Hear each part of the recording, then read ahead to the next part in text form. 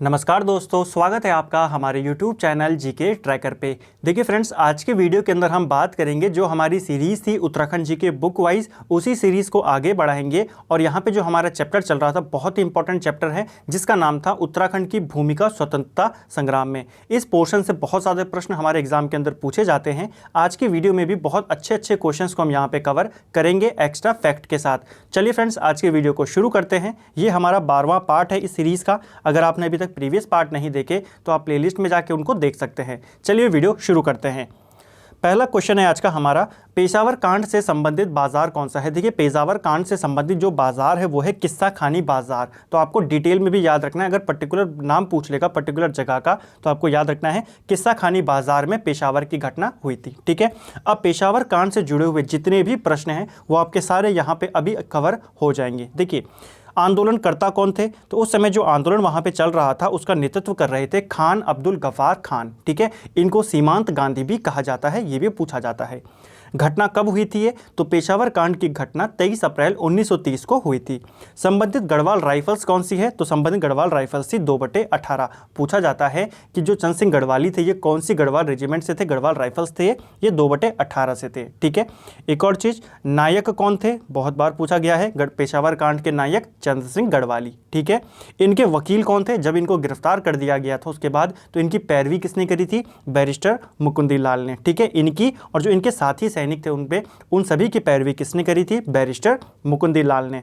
संबंधित British commander कौन था जिसने गोली चलाने का आदेश दिया था। पेशावर कांड आपको पता होगा कि गोली चलाने से इन्होंने मना कर दिया था जो आंदोलनकारी थे। ठीक है, तो कमांडर कौन था, ब्रिटिश कैप्टन रिकेट उस समय यहाँ पे ब्रिटिश इनका कमांडर था। ठीक है, उसके बाद और जो यहाँ से फैक्ट हैं, उसके बाद जब इनको जेल हो गई फिर ये जेल से छूट के आए 1941 में पवनार आश्रम में महात्मा गांधी ने इनको गढ़वाली की उपाधि दी। तो ये भी पूछा जाता है। ठीक है, जब इस घटना ये घटी तो उसके बाद किस व्यक्ति ने गढ़वाल दिवस मनाने की घोषणा कर दी थी पूरे देश में, तो वो थे मोतीलाल नेहरू। ठीक है, चंद सिंह गढ़वाली के जो मुख्य प्रेरणा स्रोत थे वो कौन थे, ये भी पूछा जाता है, तो वो थे भजन सिंह। तो ये सारी बातें आपको इनसे याद रखनी है। ठीक है, इनके नाम पर एक योजना चलाई जा रही है, पर्यटन स्वरोजगार योजना। कब से चलाई जा रही है, कमेंट करके आप मुझे बताएंगे। ठीक है, अगला प्रश्न है, अमर शहीद वीर केसरी चंद किस वर्ष आज़ाद हिंद फौज में शामिल हुए थे। तो देखिए, जो वीर केसरी चंद हैं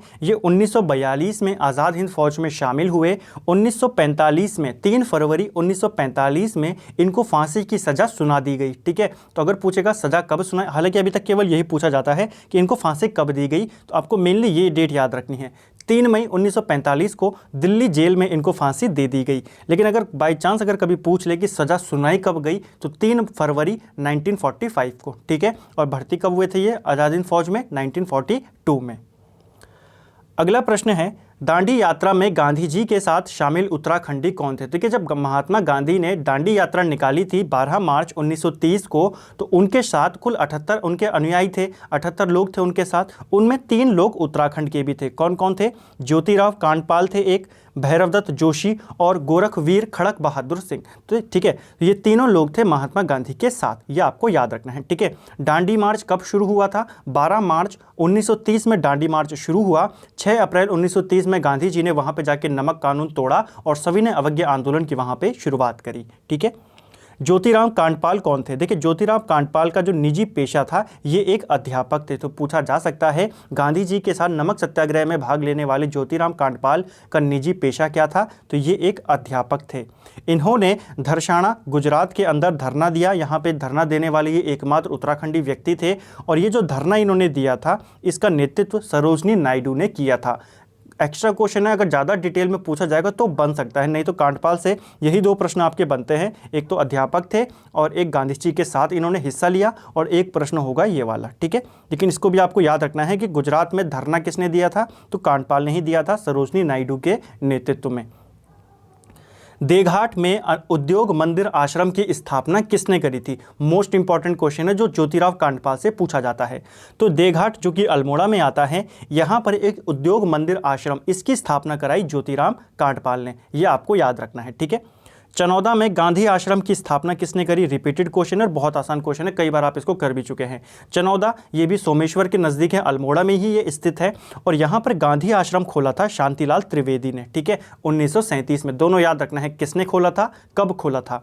लेकिन अब ये वाला क्वेश्चन भी ज़्यादा आ रहा है, ज़्यादा इसका इंपॉर्टेंट चांसेस हैं कि ये परीक्षा में पूछा जाए कि गांधी आश्रम को बंद कब किया गया। तो 2 सितंबर 1942 को गांधी आश्रम को बंद कर दिया गया था, ठीक है। भारत छोड़ो आंदोलन के दौरान गिरफ्तार सेनानियों की मुफ्त पैरवी किसने करी थी? तो भारत छोड़ो आंदोलन के दौरान जो सेनानी या जो क्रांतिकारी थे गिरफ्तार हुए, उनकी फ्री में पैरवी करी थी इंद्र सिंह नयाल ने, ठीक है। वर्ष 1930 में अल्मोड़ा में स्थित नंदा देवी मंदिर के प्रांगण में विराट सभा किसने करी थी? देखिए ये जो क्वेश्चन है आप इसको इस तरीके से पढ़े। पहले सबसे पहले देखिए 1930 के टाइम पे उत्तराखंड के अंदर झंडा सत्याग्रह चल रहा था, हर जगह जगह पे झंडे फहराए जा रहे थे, तो उसकी शुरुआत अगर आप माने तो यहीं से इसकी शुरुआत मानी जा सकती है, ठीक है। पूछा जाता है अल्मोड़ा के अंदर झंडा सत्याग्रह का नेतृत्व किसने किया था? तो सबसे पहला नाम आता है विक्टर मोहन जोशी और दूसरा नाम आता है शांतिलाल त्रिवेदी। तो दोनों बातें याद रखनी है, ठीक है। अब आते हैं प्रश्न पे। 1930 में अल्मोड़ा में नंदा देवी मंदिर के प्रांगण में विराट सभा आयोजन की गई, इसका नेतृत्व किया मोहन जोशी ने, ठीक है। और मोहन जोशी को महात्मा गांधी ने एक उपाधि दी थी कि भारतीय ईसाई समुदाय का उत्कृष्ट पुष्प किसको कहा जाता है? मोहन जोशी को। इन्हीं का नाम है विक्टर मोहन जोशी, आप कंफ्यूज मत होना, दोनों अलग अलग व्यक्ति नहीं है, ठीक है। इन्हीं को उत्कृष्ट पुष्प बताया था किसने? महात्मा गांधी ने, ठीक है। अगर हम झंडा सत्याग्रह की बात करें, देखिए यहाँ पे जो ये बैठक हुई उसके बाद ये निर्णय लिया गया कि अब हम क्या करेंगे, अल्मोड़ा नगर पालिका पे झंडा फहराएंगे, ठीक है। ये अल्मोड़ा नगर पालिका में अगले दिन जो ये बैठक हुई थी ये हुई थी 25 मई 1930 को। 26 मई 1930 को दोबारा से निर्णय लिया गया कि हम अल्मोड़ा नगर पालिका पे झंडा फहराएंगे और ये झंडा फहराने के लिए निकल पड़े। जब ये वहाँ निकल पड़े तो फिर इनकी जो वहाँ पे सेना आई थी उनके साथ थोड़ी इनकी बोल सकते हैं कि भिड़न हुई, वहाँ पर लाठियाँ इनके ऊपर पड़ी, शांतिलाल त्रिवेदी और विक्टर मोहन जोशी के ऊपर। अंत में जब ये दोनों काफ़ी ज़्यादा चोटिल हो गए थे, देखिए बात है 26 मई की, फिर इन्होंने सरकार को अल्टीमेटम दिया कि 27 जून तक अगर आपने अल्मोड़ा नगर पालिका में झंडा नहीं फहराया तो फिर आंदोलन और तेज होगा। तो सरकार ने इसके कारण क्या करा, 27 जून का इन्होंने डेडलाइन दी थी, सरकार ने 25 जून को ही 2 दिन पहले ही अल्मोड़ा नगर पालिका पे झंडा फहरा दिया। उस समय अल्मोड़ा नगर पालिका के जो अध्यक्ष थे, पूछा जा सकता है उनका नाम था कोई ओकले करके, वहां पे अध्यक्ष थे। तो ये था झंडा सत्याग्रह। जब अंग्रेजों ने यहाँ पे इनकी बात मान ली उसके बाद जगह जगहों पर झंडा फहराया गया, जिनमें इंपॉर्टेंट था एक जयहरी खाल में। तो जयहरी खाल में राजकीय स्कूलों में झंडा किसने फहराया? ये फहराया जयानंद भारती ने। तो उम्मीद करता हूँ आपको झंडा सत्याग्रह अच्छे से समझ में आया होगा, ये भी पूछा जाता है, ठीक है। अगला है गड़ोदिया स्टोर डकैती कांड से संबंधित कौन है? तो गड़ोदिया स्टोर डकैती कांड जो है इससे संबंधित है भवानी सिंह। 1930 में ये कांड हुआ था, ठीक है। कौन है संबंधित व्यक्ति? भवानी सिंह। मद्रास बम कांड, इससे संबंधित व्यक्ति कौन है? तो इंद्र सिंह गढ़वाली हैं। और ऊटी बैंक कांड से संबंधित कौन है? तो वो है बच्चूलाल भट्ट, जिनको भी गढ़वाली उपनाम से जाना जाता है, ठीक है। ये दोनों घटनाएं लगभग साथ साथ हुई थी 1933 में ही, ये दोनों लगभग साथ में हुई थी। तो ध्यान रखना है, मद्रास बम कांड से संबंधित व्यक्ति इंद्र सिंह गढ़वाली, ऊटी बैंक कांड से संबंधित बच्चूलाल भट्ट, ठीक है। अगला है कुमाऊं में टमटा सुधारणी सभा का गठन कब किया गया? मोस्ट इंपॉर्टेंट क्वेश्चन है। देखिए कुमाऊं के अंदर टमटा सुधारणी सभा का गठन 1905 में किया गया था अल्मोड़ा के अंदर, ठीक है। इसकी स्थापना मुंशी हरि प्रसाद टमटा ने करी थी। किसने करी थी? हरि प्रसाद टमटा। और हरि प्रसाद टमटा को पहाड़ का अंबेडकर भी बोला जाता है। तो याद रखना, पहाड़ का अंबेडकर किसको बोला जाता है? हरि प्रसाद टमटा को बोला जाता है। इन्होंने टमटा सुधारणी सभा की स्थापना करी थी अल्मोड़ा में 1905 में, ठीक है। बाद में इसी जो ये टमटा सुधारणी सभा थी, इसका नाम बदलकर कर दिया गया शिल्पकार सुधारणी सभा। कब? 1911 में। तो ये ध्यान रखना है, ठीक है। इसी का नाम बदल गया 1911 में, ये नाम इसका पड़ गया। दलितों को शिल्पकार नाम देने का प्रयास कब किया गया? तो दलितों को शिल्पकार नाम देने का सर्वप्रथम जो प्रयास किया गया ये 1906 में किया गया। सबसे पहले इस नाम को लिखा गया दलितों के लिए, जो सरकारी गजट थे उनमें इसका नाम आया 1921 में, ठीक है। जो मतलब पहली बार लिखा गया ये 1921 में, और सरकार की तरफ से इस नाम को दलितों के लिए मान्यता दी गई 1932 में। तो तीनों साल आपको याद रखना है। पहला प्रयास कब किया गया? 1906 में। इसको पहली बार लिखा कब गया गजटों में? तो 1921 में। और मान्यता कब दी गई? तो ऑफिशियल तौर पर यह मान्यता दी गई 1932 के अंदर, ठीक है। अगला है लाला लाजपत राय नैनीताल कब आए। देखिए लाला लाजपत राय 1930 में नैनीताल आए और जब ये नैनीताल में आए तो शिल्पकारों द्वारा जनेऊ धारण करना और आर्य नाम जो था उसको स्वीकार करने का यहाँ पे आंदोलन चलाया गया। तो पूछा जा सकता है शिल्पकारों द्वारा आर्य नाम जोड़ने स्वीकार करने वाला जो आंदोलन था वो कब चलाया गया, 1930 में जब लाला लाजपत राय नैनीताल में आए थे। ठीक है, अगला है आर्य समाजी पंडित किसे कहा जाता है। देखिए आर्य समाजी पंडित के नाम से प्रसिद्ध हैं बच्चीराम आर्य। ठीक है, बच्चीराम आर्य ने 1931 में कुमाऊं शिल्पकार सुधारणी सभा का गठन किया अल्मोड़ा के अंदर। ये भी आपको याद रखना है, 1931 में इन्होंने इसका गठन किया था। देखिए अभी हमने ऊपर बात करी थी कि यहाँ पे थोड़ा सा कन्फ्यूजन है, आपको सारे अलग अलग लेके रखने पड़ेंगे। टमटा सुधारणी सभा 1905 में, उसका नाम हुआ शिल्पकार सुधारणी सभा 1911 में। ये जो हम पढ़ रहे हैं यह कुमाऊं शिल्पकार सुधारणी सभा, इसका गठन बच्चीराम आर्य और खुशीराम आर्य ने मिलकर किया था 1931 में। ठीक है, अल्मोड़ा में विशाल शिल्पकार सम्मेलन कब आयोजित किया गया। तो अल्मोड़ा के अंदर विशाल शिल्पकार सम्मेलन यह आयोजित किया गया था 1925 में, बहुत बार पूछा जाता है। और इस जो ये सम्मेलन हुआ था इसकी अध्यक्षता करी थी तारादत्त गैरोला ने। तो याद रखना है शिल्पकारों का जो सबसे पहला सम्मेलन हुआ था, बड़ा सम्मेलन, ये 1925 में हुआ अल्मोड़ा के अंदर। और अध्यक्ष कौन थे इसके, तारादत्त गैरोला इसके अध्यक्ष थे, ये आपको याद रखना है। ठीक है, कुमाऊं समाज सम्मेलन आयोजित कब किया गया। मोस्ट इंपॉर्टेंट क्वेश्चन है ये। देखिए कुमाऊं समाज सम्मेलन इसका आयोजन किया गया 1932 में। पहले एक सम्मेलन आयोजित किया जा चुका था शिल्पकार सम्मेलन 1925 के अंदर। अब यहाँ पे ये आयोजित हुआ कुमाऊं समाज सम्मेलन, जैसे कुर्मांचल समाज सम्मेलन भी कहा जाता है। ठीक है, इसकी अध्यक्षता करी बद्रीदत्त जोशी ने। यह सम्मेलन भी अल्मोड़ा में हुआ और यहाँ पर कुछ प्रमुख निर्णय यहाँ पे लिए गए, जिसके लिए हमको ये याद रखना है। पहला निर्णय ये लिया गया कि अल्मोड़ा के अंदर उस समय एक मंदिर था मुरली मनोहर मंदिर। तो मुरली मनोहर मंदिर में दलितों के प्रवेश पर वहां पे पाबंदी जो लगी हुई थी वो हटा दी गई, उनके लिए वो मंदिर खोल दिया गया। किसमें हुआ ये फैसला, 1932 में। और दूसरा ये दिया गया कि जो पानी के नौले होते हैं, नौलों के ऊपर दलितों का अधिकार भी स्वीकार कर दिया गया। तो पूछा जा सकता है कि वो मंदिर कब खोला गया, 1932 में। नौलों पर दलितों का जो अधिकार है वो कब स्वीकार किया गया, 1932 में। ठीक है, इस सम्मेलन में जिसकी अध्यक्षता करी बद्रीदत्त जोशी ने। ठीक है, अगला है संयुक्त प्रांत की अस्पृश्यता विरोधी समिति के अध्यक्ष कौन थे। तो ये अध्यक्ष थे हृदयनाथ कुंजरू। देखिए उस समय हुआ क्या था आपको पता, 1932 में महात्मा गांधी ने देश में हरिजन सेवा संघ की स्थापना करी। ठीक है, 1932 के अंदर। तो उन्होंने अलग अलग जगहों पर अपने प्रतिनिधियों की नियुक्ति करी। ठीक है, जो इस समिति के अध्यक्ष बनाए गए, अस्पृश्यता विरोधी समिति के अध्यक्ष। तो यूपी से, यानी कि जो उस समय संयुक्त प्रांत था, वहां से उन्होंने अध्यक्ष चुना हृदयनाथ कुंजरू को। पूछा जा सकता है अस्पृश्य जो समय आंदोलन चलाया था गांधी जी ने, उसका नेतृत्व यूपी में किसने किया था, हृदयनाथ कुंजरू ने।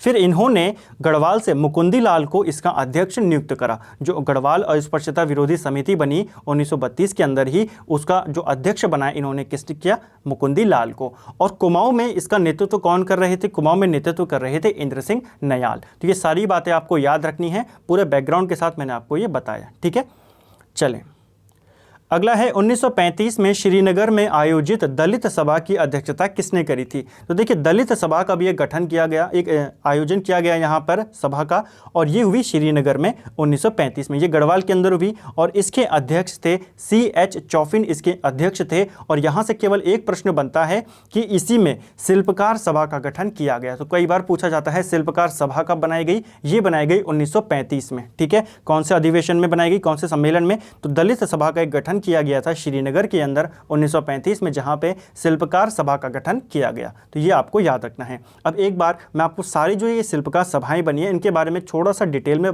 थोड़ा सा शॉर्ट में बता देता हूं ताकि आपका कंफ्यूजन दूर हो जाए। सबसे पहले बनी टमटा सुधारणी सभा। ये कब बनी, 1905 में। ठीक है, टमटा सुधारणी सभा।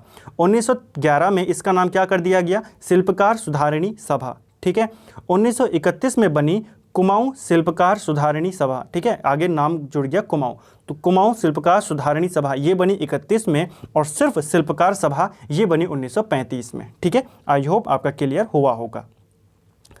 अगला है गांधी जी और पुरुषोत्तम दास टंडन की उपस्थिति में नैनीताल में राजनीतिक सम्मेलन कब हुआ। तो ये इंपॉर्टेंट क्वेश्चन इसलिए क्योंकि नैनीताल में इसमें जो हुआ ये गांधी जी और पुरुषोत्तम दास टंडन इसमें उपस्थित थे। ठीक है, तो केवल आपको याद रखना 1931 में ये आयोजन हुआ था। ठीक है, उतना इंपॉर्टेंट क्वेश्चन नहीं है।